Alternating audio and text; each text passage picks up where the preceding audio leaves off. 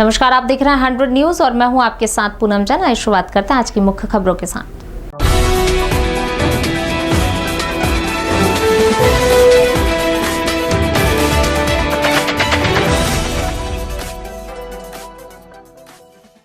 राज्य सरकार ने राजस्थान राज्य पथ परिवहन निगम की बसों को सीमित संख्या में चलाने का फैसला लिया है। 23 मई से ग्रीन ऑरेंज जिलों में बसों का संचालन किया जाएगा। वहीं रेड जोन वाले 12 जिलों में बसों का संचालन नहीं किया जाएगा। आवागमन के दौरान अगर रेड जोन क्षेत्र आएगा तो यहाँ से बसें बाईपास होते हुए निकलेंगी। बसों के लिए अग्रिम ऑनलाइन बुकिंग कराना होगा, जो RSRTC वेबसाइट, मोबाइल ऐप और ई मित्रों के जरिए किया जा सकता है।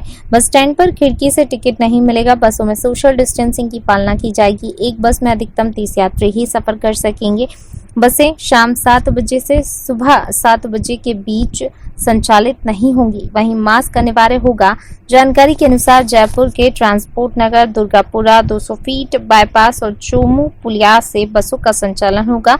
वहीं सिंधी कैंप से सिर्फ श्रमिक स्पेशल बसों का संचालन रहेगा। रोडवेज के MD नवीन जैन ने बताया कि जिन यात्री को यात्रा करनी होगी वे ऑनलाइन माध्यम से अपना टिकट प्राप्त कर सकते हैं। कोरोना जैसी वैश्विक महामारी को लेकर लोगों की जिंदगी को बचाने के लिए सरकार कशमकश कर रही हो, लॉकडाउन की अवधि को बढ़ाया जा रहा हो, नए गाइडलाइन जारी किए जा रहे हो, लेकिन अंबेडकर नगर में नियम कायदा कानून सब ताक पर रख दिया जाता है। अंबेडकर नगर में कोरोना पॉजिटिव संख्या 30 तक पहुंच जाने के बाद भी जिला प्रशासन कुंभकर्ण की नींद सो रहा है।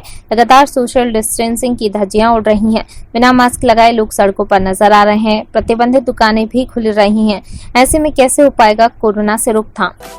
लखनऊ के तालकटोरा थाने के दारोगा की खुलेआम गुंडाई, पत्रकार पर किया जानलेवा हमला। बालाजी मंदिर तालकटोरा पर अमरीश दुबे अपनी बाइक लगा रहे थे। इसी बात को लेकर वहां पर मौजूद सिपाहियों से बोलचाल हो गई। वहां पर खड़े दारोगा ने अमरीश को पीटना शुरू कर दिया। जब अमरीश ने दारोगा कोरोना वायरस को बताया कि मैं पत्रकार हूं, तो दारोगा और भड़क गया और अमरीश को और ज्यादा मारना शुरू कर दिया।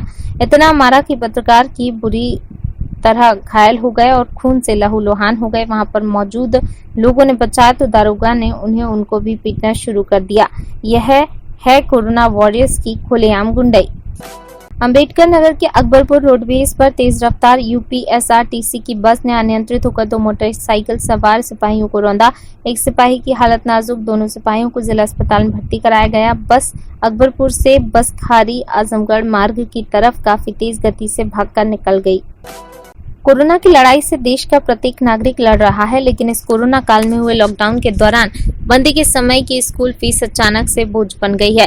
हालांकि इस बोझ से बड़े आदमियों पर, या यूं कहूं तो तनख्वाह पर काम करने वालों पर कोई खास असर दिखाई नहीं दे रहा है, क्योंकि इस दौरान भी तनख्वाह मिलने के कारण उनकी दैनिक दिनचर्या समान है। लेकिन प्राइवेट जॉब करने वाले या फुटकर धंधा करने वाले लोगों के लिए ये एक बहुत बड़ा संकट समय है। लॉकडाउन के दौरान फुटकर धंधा करने वाले व प्राइवेट नौकरी करने वाले लोगों की कमाई एकदम बंद थी, जिसके कारण वह इस दौरान 3 महीने की फीस को बोझ समझ रहे हैं। इस संकट की घड़ी में अधिकतर जगहों पर प्राइवेट नौकरी करने वाले लोगों को तनख्वाह नहीं दी जा रही है और उसके बाद फीस जमा करना हो, घर का किराया देना, घर का खर्च चलाना हो, सब आसान नहीं है जितना कि समझ आ रहा है, क्योंकि 3 महीने की फीस और तुरंत नए साल का कोर्स भी तैयार है। ऑनलाइन शिक्षा देने का दावा करने पर अभिभावकों ने बताया कि नर्सरी, KG और कक्षा 1-2 को ऑनलाइन शिक्षा नहीं मिल पा रही है। ये केवल फीस लेने का एक तरीका निकाला गया है, जिससे यह दिखाकर आसानी से फीस वसूली जा सके। जैसा कि देश में कोरोना नामक महामारी का भीषण प्रकोप है, इस महामारी से देश को सुरक्षित रखने के लिए देश के प्रधानमंत्री सबसे पहले 1 दिन का जनता कर्फ्यू रखा, उसके बाद 21 दिनों का लॉकडाउन किया, उसके बाद लॉकडाउन 2 भी किया और उसके बाद फिर लॉकडाउन 3 किया। इस समय 17 दिनों का लगभग लॉकडाउन 4 लागू करने का आदेश दिया गया। इस लॉकडाउन के अंतर्गत देश की जनता जरूरतों को ध्यान में रखते हुए केंद्र सरकार और राज्य सरकार के द्वारा कोरोना संक्रमित क्षेत्रों को जोनों में बांटा गया। उसके बाद उन दोनों के हिसाब से कुछ छूटें भी दी गई। राज्य सरकार के आदेश के अनुपालन में जिलाधिकारी हरदोई के द्वारा जिले में दुकानें खोलने के लिए एक रोस्टर जारी किया गया, जिनमें आवश्यक वस्तुओं की दुकानों को उस रोस्टर अनुसार खोलने का आदेश दिया। लेकिन बिलग्राम कस्बे में जिलाधिकारी के आदेशों का पालन होते हुए कहीं भी नजर नहीं आ रहा है। जहां देखो इधर उधर भारी भीड़ नजर आ रही है। वहीं जिन दुकानों को खोलने का आदेश भी नहीं है, वे दुकानें भी खुली नजर आई हैं। वहीं बिलग्राम सदर मार्केट रोड पर लॉकडाउन के बावजूद भी भीषण जाम लगा हुआ नजर आया। दूसरी तरफ रेडीमेड कपड़ों की दुकानें खोलने के लिए शुक्रवार और शनिवार रविवार का दिन निश्चित किया गया, लेकिन बिलग्राम में ये दुकानें प्रतिदिन खुल रही हैं। कानपुर देहात के कस्बा पुखराया में रामस्वरूप महाविद्यालय के वाणिज्य संकाय में बने क्वारंटाइन सेंटर में ठहराए गए बाहर से आए श्रमिकों को भाजपा पूर्व जिलाध्यक्ष राहुल देव अग्निहोत्री ने उप जिलाधिकारी भोगनीपुर राजीव राज की मौजूदगी में दूध के पैकेट, लाइयां, चना, केला, बिस्किट आदि वितरित किए और सेंटर में रह रहे श्रमिकों का हाल चाल एवं व्यवस्था का जायजा लिया।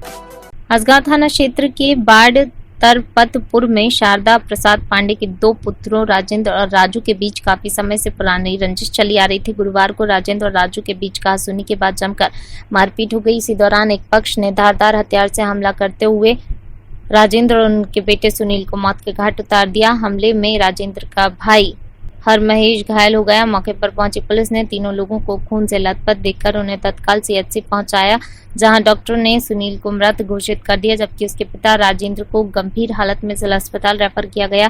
जिला अस्पताल पहुंचने पर डॉक्टरों ने राजेंद्र को भी मृत घोषित कर दिया। मौके पर पहुंची पुलिस अब मामले की जाँच में जुट गई है।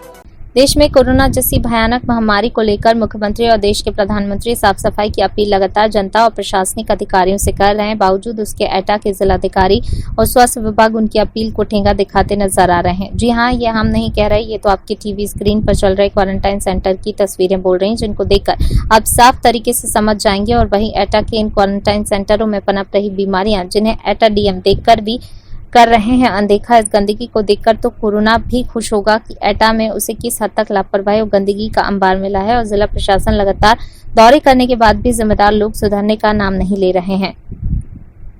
आपको बता दें कि लॉकडाउन के चलते दूर दूर से आ रहे प्रवासी मजदूरों के लिए एटा के जवाहरलाल नेहरू कॉलेज को क्वारंटाइन सेंटर बनाया गया है, जिसमें बाहर से आए मजदूरों को क्वारंटाइन किया गया है, जिसमें जिलाधिकारी एटा सुखलाल भारती ने लाखों रुपए लगाने का साफ सफाई का विशेष रूप से बताया था, लेकिन यहाँ कुछ और ही निकला। जिलाधिकारी सुखलाल भारती प्रवासी मजदूरों को क्वारंटाइन सेंटर भेजकर उन्हें बीमारी दे रहे हैं या उनकी जिंदगी से खिलवाड़ कर रहे हैं। क्वारंटाइन सेंटर में कोई भी बेड नहीं है, वहाँ स्कूलों में पड़ी टेबलों पर ही प्रवासी लोग जमीन पर ही लेट रहे हैं। प्रवासी मजदूर वहीं क्वारंटाइन सेंटर के शौचालय में इतनी गंदगी पड़ी है, वहाँ पर कोई खड़ा भी नहीं हो सकता और तो और शौचालय में पानी तक नहीं आता है और शौचालय में साफ सफाई दूर दूर तक नजर नहीं आ रही है। प्रवासी मजदूरों को काफी परेशानियों का सामना करना पड़ रहा है। वहीं जिलाधिकारी और मुख्य चिकित्सा अधिकारी अपनी आंखों पर काली पट्टी बांधकर बैठे नजर आ रहे हैं।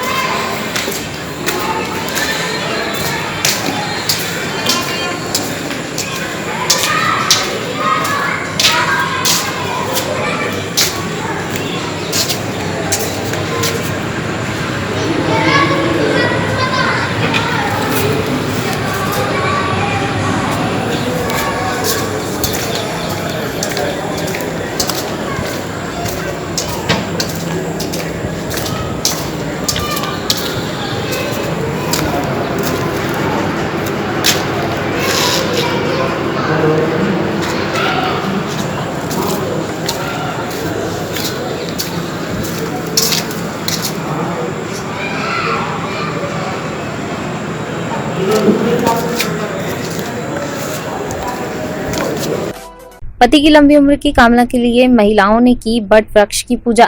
भक्ति के आगे नहीं दिख रहा लॉकडाउन का असर। महिलाएं एक साथ एकत्रित होकर कर रही बट वृक्ष की पूजा। बंदे मऊ में सुबह से ही महिलाएं कर रही बट वृक्ष की पूजा। पति की लंबी उम्र की कामना के आगे भूल गई कोरोना वायरस। पूजा स्थलों पर नहीं दिखाई दिया कोई पुलिस प्रशासन।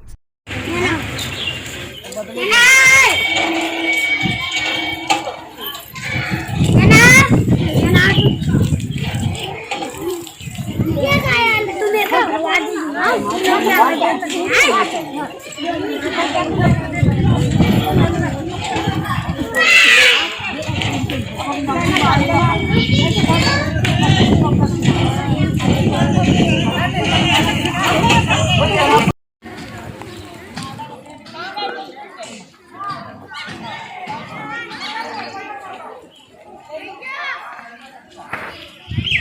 फिलहाल की खबरों में बस इतना ही। मुझे दीजिए इजाजत। लगातार खबरों के लिए बने रहिए हमारे साथ। नमस्कार।